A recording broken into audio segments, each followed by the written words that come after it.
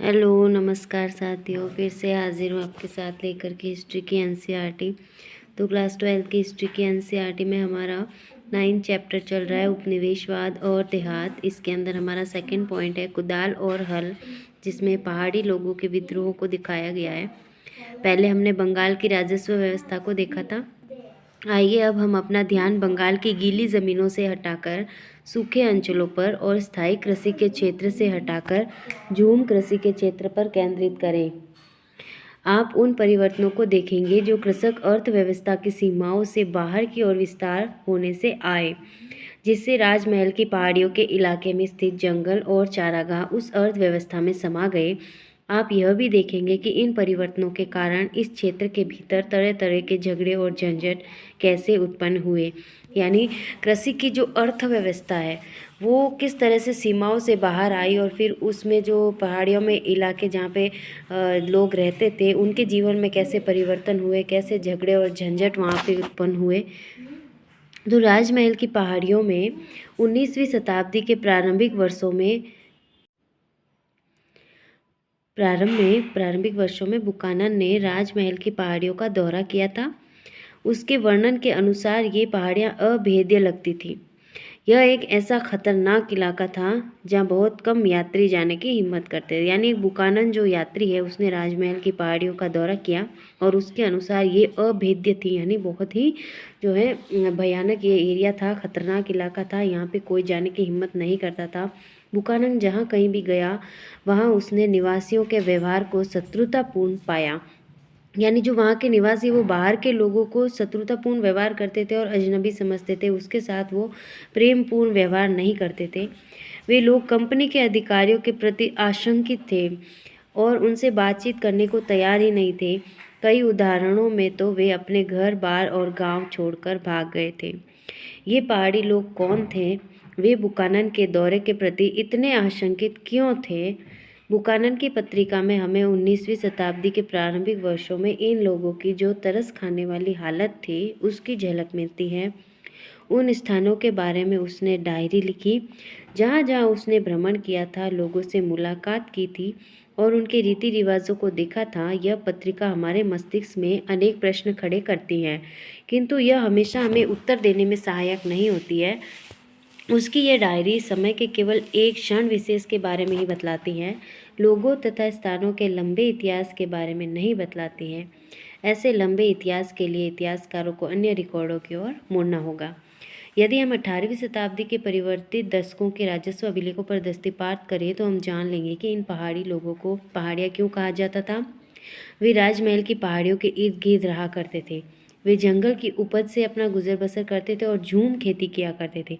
झूम खेती क्या होती है? जिसमें जंगल के छोटे से हिस्से में झाड़ियों को काट के घास फूस को जला के ज़मीन को साफ कर लेते थे, और जलने से जो राख उत्पन्न होती थी उसकी पोटास से उपजाऊ ज़मीन पर ये लोग अपने खाने के लिए तरह तरह की दालें, ज्वार बाजरा आदि उगाते थे। तो इसे झूम खेती कहा जाता था। वे अपने कुदाल से ज़मीन को थोड़ा खुरच लेते थे। अब यहाँ पे हमें कुदाल और हल बताया गया है। यानी हल जो मैदानी इलाके में काम में आता है और कुदाल जो पहाड़ी इलाके में काम में आता है। तो किस तरह से कुदाल और हल यानी पहाड़ी और मैदानी लोगों का आपस में संघर्ष होता है, इस शब्द की बारीकी को हम ऐसे समझते हैं। यहाँ पे आपको झूम खेती के बारे में भी ध्यान में रखना है। कई बार इसकी परिभाषा पूछ ली जाती है, वैसे तो ये ईजी है। तो कुदाल से अपनी ज़मीन को खुरच लेते थे, कुछ वर्षों तक उस साफ की गई ज़मीन में खेती करते थे और फिर उसे कुछ वर्षों के लिए परती छोड़कर नए इलाके में चले जाते थे, जिससे कि उस ज़मीन में खोई हुई उर्वरता फिर से उत्पन्न हो जाती थी। परती छोड़ना ये होता था, ज़मीन के अंदर जो खेती करने से उर्वरता कम हो जाती थी उसको कुछ साल पड़े रहने से फिर उसमें वापस जो उर्वरता है वो बारिश और जो पेड़ पौधे गलने सड़ने की वजह से फिर से उत्पन्न होती थी और फिर दोबारा वहाँ पे खेती अच्छी होने लगती थी। नहीं तो लगातार खेती करने से धीरे धीरे उपज कम होने लगती थी। अब यहाँ पे हम बुकानन का परिचय देखते हैं। फ्रांसिस बुकानन कौन था? यह एक चिकित्सक था जो भारत आया और बंगाल चिकित्सा सेवा में कार्य किया। इसने 1794 से लेकर 1815 तक कुछ वर्षों तक वो भारत के गवर्नर जनरल लॉर्ड वेलेस्ली का शल्य चिकित्सक भी रहा, यानी उनका सर्जन बन के रहा। कलकत्ता, जो वर्तमान में कोलकाता के नाम से हम जानते हैं, वहाँ अपने प्रवास के दौरान उसने कलकत्ता में एक चिड़ियाघर की स्थापना की और जो कलकत्ता अलीपुर चिड़ियाघर कहलाया। ये भी काफ़ी इम्पोर्टेंट फैक्ट है। बुकानन ने अपने प्रवास के दौरान कलकत्ता में जो चिड़ियाघर बसाया उसका नाम था अलीपुर चिड़ियाघर, कलकत्ता अलीपुर चिड़ियाघर। वे थोड़े समय के लिए वानस्पतिक उद्यान के प्रभारी रहे। बंगाल सरकार के अनुरोध पर उन्होंने ब्रिटिश ईस्ट इंडिया कंपनी के अधिकार क्षेत्र में आने वाली भूमि का विस्तृत सर्वेक्षण किया। 1815 में वो बीमार हो गए और इंग्लैंड चले गए। अपनी माता की मृत्यु के पश्चात वे उनके जायदाद के वारिस बने और उनके जो वंश का नाम है हैमिल्टन उसको अपना लिया, इसलिए उन्हें अक्सर बुकानन हैमिल्टन भी कहा जाता है। तो ये देख लिया हमने बुकानन का परिचय। आगे हम देखते हैं, उन जंगलों से पहाड़िया लोग खाने के लिए महुआ के फूल इकट्ठे करते थे, बेचने के लिए रेशम के कोया और राल और काठ कोयला बनाने के लिए लकड़ियाँ इकट्ठी करते थे। पेड़ों के नीचे जो छोटे छोटे पौधे उग आते थे या परती ज़मीन पर जो भी घास फूस की हरी चादर से बिछ जाती थी वो पशुओं के लिए चारागाह बन जाती थी। यहाँ पे देखिए हमें राजमहल की पहाड़ियों में स्थित एक पहाड़ी गांव का चित्र जो 1782 में विलियम होजेस द्वारा चित्रित किया गया था। विलियम होजेस एक ब्रिटिश कलाकार था जो कैप्टन कुक के साथ उसकी प्रशांत महासागर की दूसरी समुद्र यात्रा जो 1772 से 75 के दौरान प्रशांत क्षेत्र में गया था और वहां से भारत आया था। 1781 में वो भागलपुर के कलेक्टर ऑगस्टस क्लीवलैंड का मित्र बन गया और क्लीवलैंड के ही निमंत्रण पर होजेस 82 में उसके साथ जंगल महालों के भ्रमण पर गया और वहाँ होजेस ने कई एक्वांटेंट तैयार किए। उस समय के अनेक चित्रकारों की तरह होजेस ने भी बड़े सुंदर सुंदर रमणीय दृश्यों की खोज की। उस समय के चित्रोपम दृश्यों के खोजी कलाकार स्वच्छंदता की विचारधारा से प्रेरित थे और इस विचारधारा के अंतर्गत प्रकृति की पूजा की जाती थी और उसके सौंदर्य और शक्ति की प्रशंसा की जाती थी। रूमानी कलाकार ये महसूस करते थे कि प्रकृति से संलाप संबंध बनाने के लिए आवश्यक है कि कलाकार प्रकृति के निकट संपर्क में आए, अपने ग्राम गीतों में प्रकृति का चित्रण करे, आधुनिक कृत्रिम सभ्यता से दूषित न हो, अज्ञात भूदृश्यों को खोजे, छाया और प्रकाश के अलौकिक आनंद का लाभ उठाए। प्रकृति के इन्हीं रहस्यों की खोज में होजेस ने राजमहल की पहाड़ियों का भ्रमण किया। उसे समतल सपाट भूखंड नीरस लगे जबकि विविधतापूर्ण ऊंची नीची उबड़ खाबड़ जमीन में सुंदरता के दर्शन हुए। तो औपनिवेशिक अधिकारी जिन भूदृश्यों को भयंकर और उजाड़ उपद्रवी जंगली लोगों का निवास स्थल मानते थे वे दृश्य होजेस की चित्रकारी में बहुत ही मनमोहक और रमणीय दिखाई देते हैं। अब एक्वाडेंट क्या होते हैं? ताम्रपट्ट उत्कीर्णन, इसका हिंदी अनुवाद एक ऐसी तस्वीर होती है जो ताम्र पट्टी में अम्ल की सहायता से चित्र के रूप में कटाई करके छापी जाती है, यानी एक तरह का ताम्र पट्टी का प्रिंट हम इसको कह सकते हैं, एक्वाटिन। ये देखिए यहाँ पे हमें ये होजेस द्वारा चित्रित किया गया चित्र पहाड़ियों का बहुत ही सुंदर रमणीय गांव का दृश्य यहाँ पे दिखाया गया है। मनमोहक चित्र ये बनाता है। विलियम होजेस द्वारा चित्रित जंगल प्रदेश का एक दृश्य। यह आप जंगल से ढकी हुई नीची पहाड़ियाँ और ऊंची चोटियाँ भी देख सकते हैं जो कहीं भी वास्तव में 2000 फुट से ऊंची नहीं थी, जो बीच में खड़ी ध्रुव पहाड़ियाँ दिखलाकर होजेस उनकी दुर्गमता पर बल देना चाहता है। ये देखिए यहाँ पे इसने पहाड़ी इलाका जो इसने देखा उसका एकदम सजीव इतना सुंदरता से उसने चित्रण किया है, निचला इलाका और सबसे ऊपरी इलाका। फिर यहाँ पे हम पढ़ते हैं आगे, शिकारियों, झूम खेती करने वालों, खाद्य बटोरने वालों, काठ कोयला बनाने वालों, रेशम के कीड़े पालने वालों के रूप में पहाड़िया लोगों की जिंदगी इस प्रकार जंगल से घनिष्ठ रूप से जुड़ी हुई थी। वे इमली के पेड़ों के बीच बनी अपनी झोपड़ियों में रहते थे और आम के पेड़ों की छांव में आराम करते थे। वे पूरे प्रदेश को अपनी निजी भूमि मानते थे और यह भूमि उनकी पहचान और जीवन का आधार थी।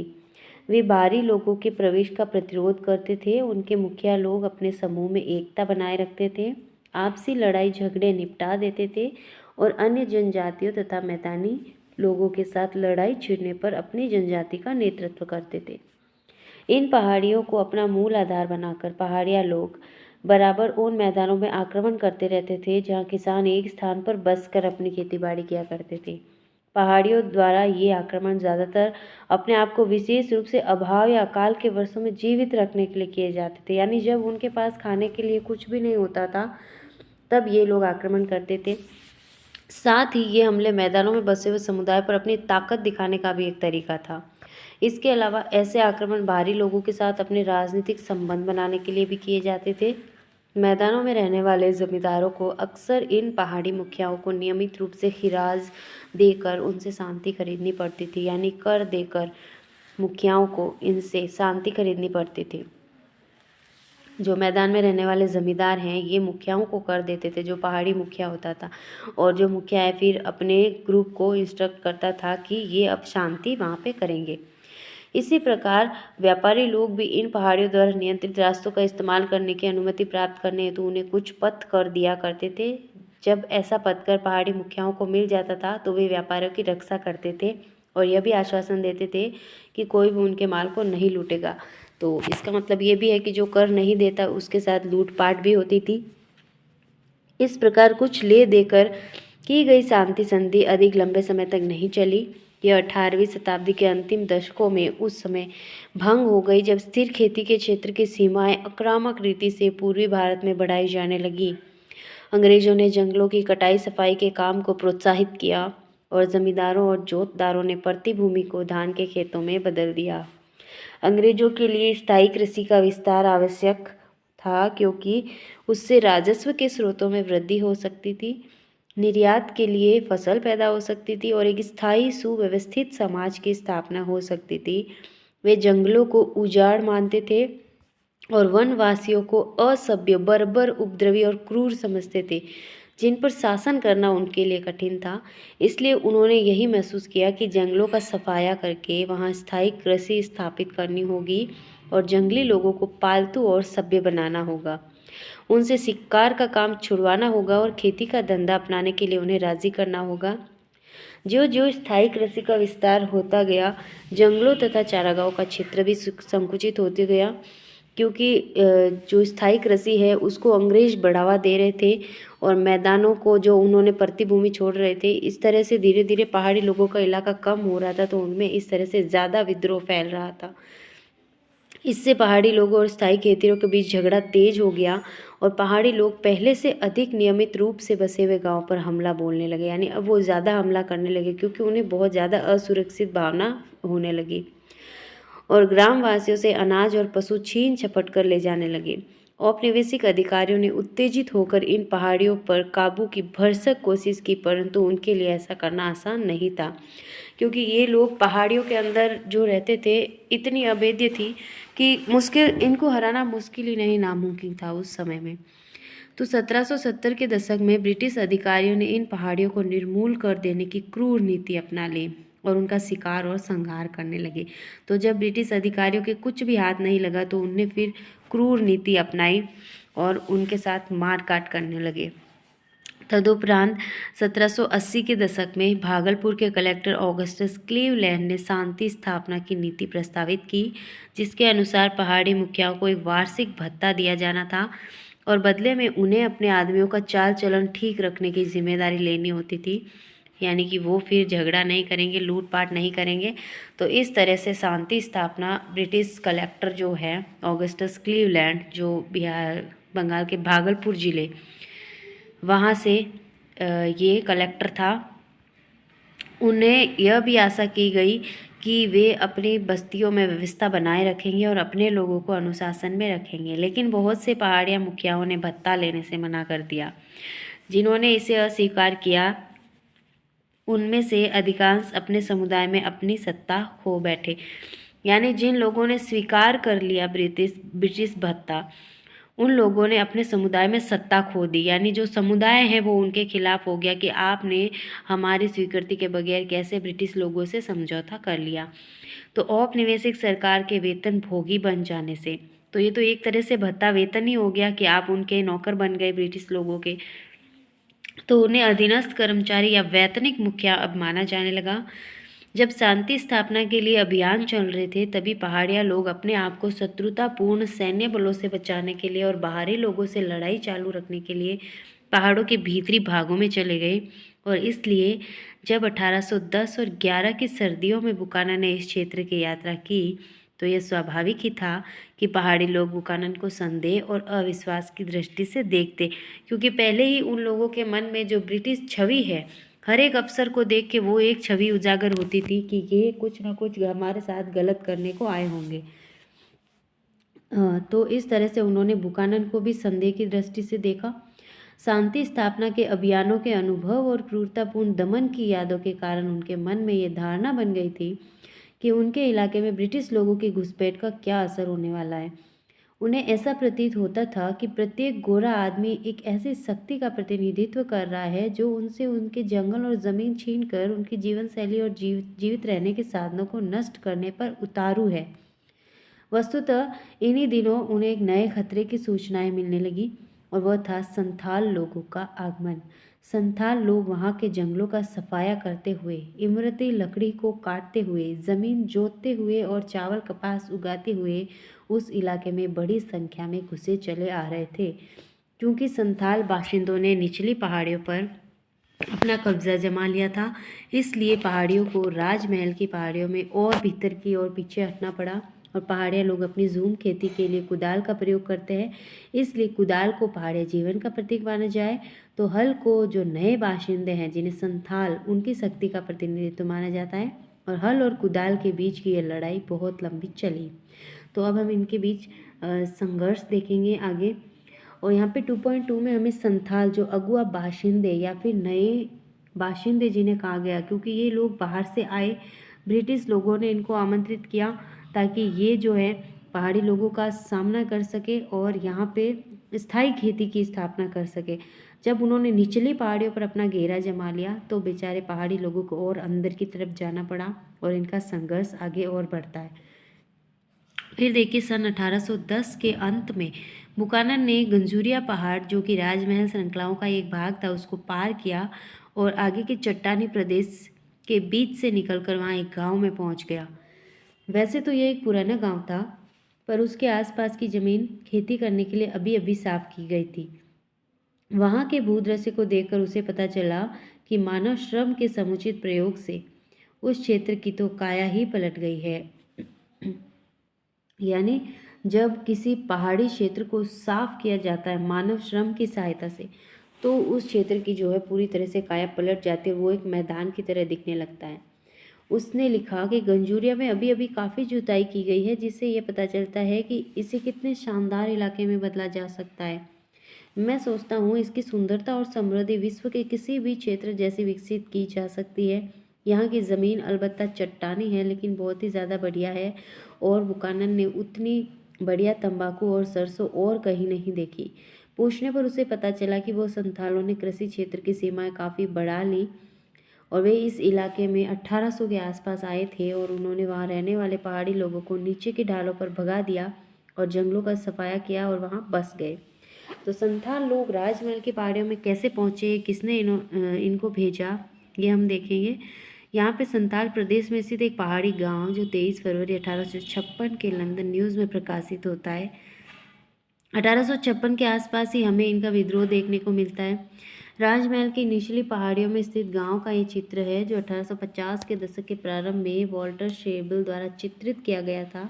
और यह गांव शांतिपूर्ण, नीरव और रमणीय प्रतीत होता है। बाहरी दुनिया का इस पर कोई असर हुआ प्रतीत नहीं होता है। यहाँ पे देखिए हम एक संथाल गांव का चित्र देख रहे हैं। यहाँ पे बहुत ही शांत वातावरण है, रमणीय चित्र, यहाँ पे मनमोहक दृश्य गांव का देखने को मिलता है। लेकिन इसी गांव को आगे जब चित्र में विद्रोह के समय दिखाएंगे तो ये गांव पूरी तरह उजड़ चुका होता है ब्रिटिश लोगों की वजह से। इसीलिए इस गांव को आप ध्यान से देख लीजिए कि अभी ये कितना शांत, सुंदर और रमणीय है, और आगे जब विद्रोह के टाइम में इसी गांव को हम देखेंगे तो ये बुरी तरह से उजड़ा हुआ हमें दिखेगा। फिर देखिए यहाँ तक हमने देख लिया था। तो ये लोग राजमहल की पहाड़ियों में कैसे पहुँचे।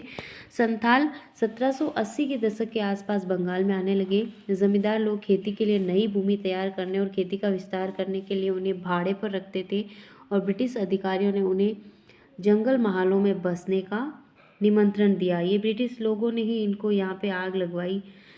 जब ब्रिटिश लोग पहाड़ियों को अपने बस में करके स्थायी कृषि के लिए एक स्थान पर बसाने में असफल रहे तो उनका ध्यान संथालों की ओर गया उन्होंने सोचा कि पहाड़ी लोग तो अपने चंगुल में फंस नहीं रहे, कुछ ऐसे लोग जो कुछ पैसे, कुछ धन देने के लालच में हमारा काम कर सके और इन जंगलों को स्थायी कृषि में बदल सके, पहाड़िया लोगों को हरा सके। तो उन्होंने वो यहाँ पे अपना पैंतरा आजमाया। पहाड़िया लोग जंगल काटने के लिए हल को हाथ लगाने को तैयार नहीं थे और अब भी उपद्रवी व्यवहार करते थे, जबकि इसके विपरीत संथाल आदर्श बाशिंदे प्रतीत हुए, क्योंकि उन्होंने जंगलों का सफाया करने में कोई हिचक नहीं थी, क्योंकि वे तो बाहर से आए थे और उन्हें जंगलों से कोई लगाव ही नहीं था। और पहाड़िया लोग तो जंगल को अपना जीवन मानते थे, तो वो अपने जंगल को बर्बाद करने पे कतई तैयार नहीं थे। तो वे अपनी भूमि को पूरी ताकत लगाकर जोतते थे। कौन? संथाल लोग। तो इनसे जो है ब्रिटिश लोगों को बहुत फ़ायदा हुआ। संथालों को ज़मीनें देकर राजमहल की तलहटी में बसने के लिए तैयार कर लिया। 1832 तक ज़मीन के काफ़ी बड़े इलाके को दामिन ई कोह के रूप में सीमांकित कर दिया गया।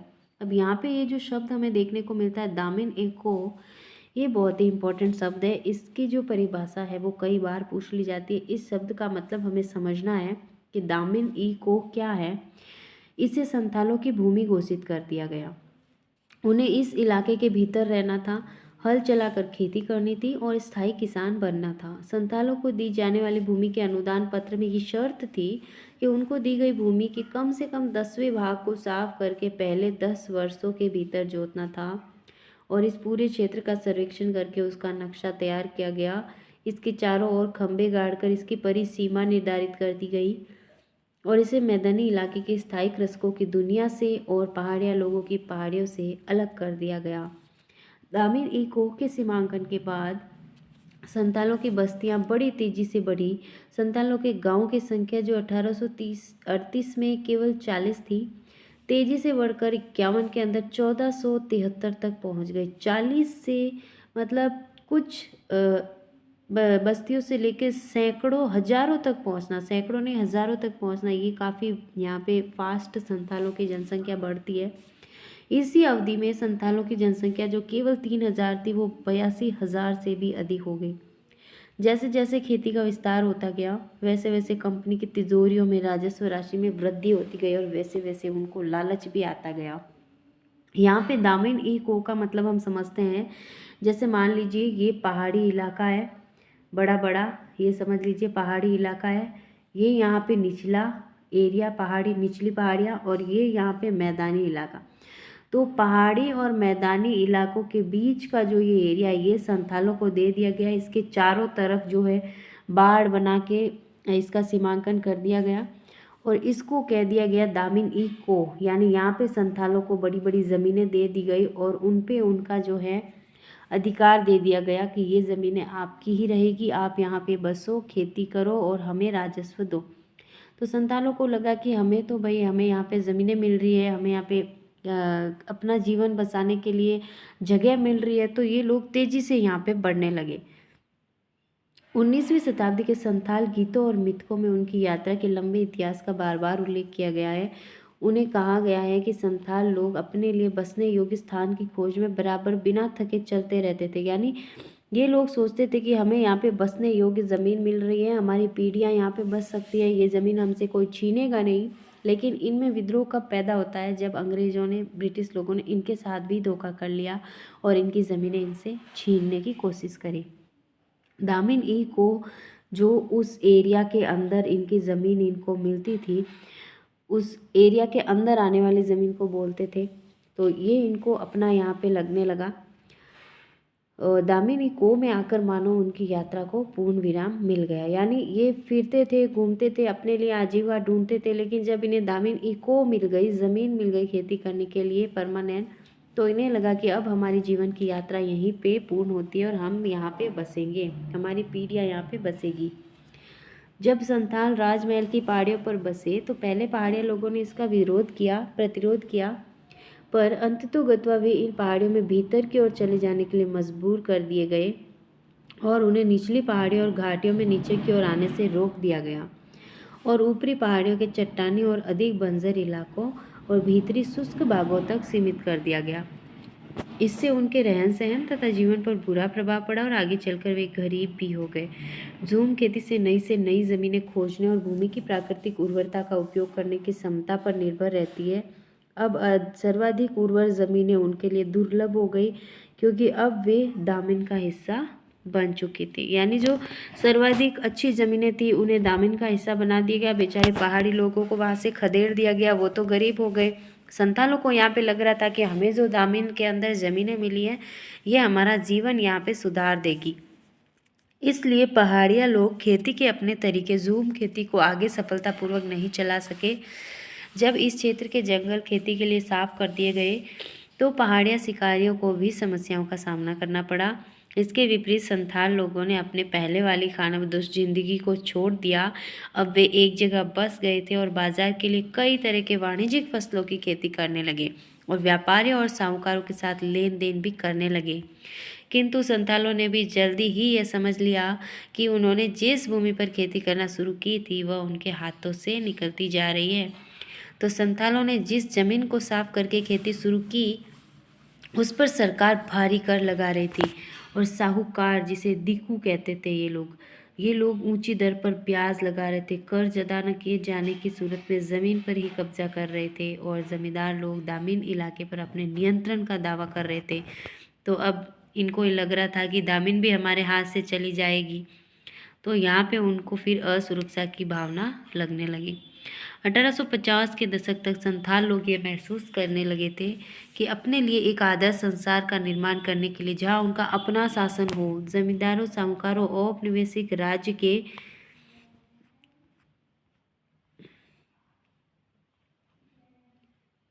यहाँ पे हमें काफ़ी आगे ये पैराग्राफ जुड़ता है वापस कि औपनिवेशिक राज्य के विरुद्ध विद्रोह करने का अब समय आ गया है। और 1855-56 के संथाल विद्रोह के बाद संथाल परगने का निर्माण कर दिया गया, जिसके लिए 5,500 वर्ग मील का क्षेत्र जो भागलपुर और वीरभूम जिलों में से लिया गया। और औपनिवेशिक राज को आशा थी कि संथालों के लिए नया परगना बनने और उनमें कुछ विशेष कानून लागू करने से संथाल लोग संतुष्ट हो जाएंगे। इन्होंने क्या किया, 1855-56 के अंदर विद्रोह कर दिया। संथाल विद्रोह 55-56 के अंदर होता है और कारण क्या था, अपनी ज़मीन दामिन इको को प्राप्त करने के लिए। और फिर यहाँ पे भागलपुर और वीरभूम जिलों से कुछ ज़मीन लेके यहाँ पे इनके लिए एक अलग से परगना बना दिया जाता है। इसके पहले हम देखते हैं यहाँ पे इनका विद्रोह बहुत ही खतरनाक तरीके से ये लोग विद्रोह करते हैं। यहाँ पे सिद्धू माझी, जो यहाँ पे संथाल विद्रोह का नेता है, वो सिद्धू माझी है। इसको याद रखेंगे हम। फिर हम इनके विद्रोह के पिक्चर्स और इनके जो डिटेल्स है इनको डीपली पढ़ेंगे नेक्स्ट चैप्टर में कि क्यों संथालों ने विद्रोह किया, क्या क्या विद्रोह के अंदर हुआ, विद्रोह का अंत कैसे हुआ, क्या रहा, ये सब देखते हैं नेक्स्ट वीडियो में। आज वीडियो काफ़ी लंबी हो जाएगी, तो मिलते हैं फिर नेक्स्ट वीडियो में। आज के लिए बस इतना ही। बहुत बहुत धन्यवाद आपका। नमस्कार।